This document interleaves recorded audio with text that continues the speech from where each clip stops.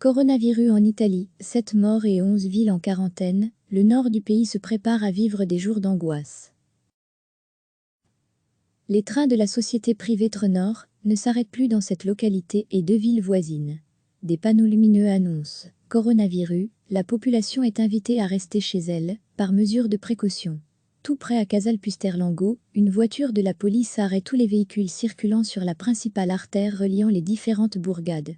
Nous allons rapidement installer un blocus total, a expliqué dimanche après-midi à la fin policier, en soulignant que les agents informent les gens que s'ils entrent, ils ne pourront plus sortir et inversement. Le gouvernement a prévu des sanctions allant jusqu'à 3 mois de réclusion pour les contrevenants. Mais la grande crainte des habitants est celle de manquer de vivres. Toute la journée, à Casalpusterlango, des files se sont formées devant le supermarché Lidl, l'un des seuls ouverts. Le patient 1 pour la Lombardie est un homme de 38 ans, Mattia, cadre de la multinationale anglo-néerlandaise Unilever, qui a un site important près de Codogno, à Casalpusterlango, où 120 des salariés sur 160 ont été testés. Sa contamination reste un mystère. Il est exclu qu'il ait été contaminé par l'un de ses amis revenus de Chine en janvier, car celui-ci, sur la base des tests effectués, n'a pas développé les anticorps, selon le ministère de la Santé.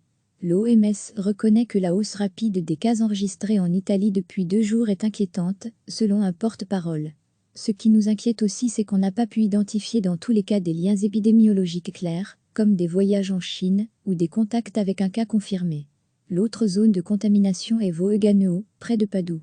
Les autorités ont soumis à des tests 8 ressortissants chinois qui fréquentaient le même bar que le maçon décédé vendredi, mais qui se sont révélés négatifs. Le patron de la région Lucazea s'est dit préoccupé que le patient 0 n'ait pas été trouvé, ce qui prouve pour lui que le virus est bien plus omniprésent que ce qu'on pensait. Le trafic ferroviaire entre l'Italie et l'Autriche passant par le col du Brennero a par ailleurs été arrêté en début de soirée dimanche, comme l'a indiqué à la fin porte-parole de la compagnie autrichienne de chemin de fer Autrema BB, avant de reprendre autour de minuit. Un train reliant Venise à Munich, sud de l'Allemagne, a été bloqué à la frontière en raison de 2 cas suspects de coronavirus.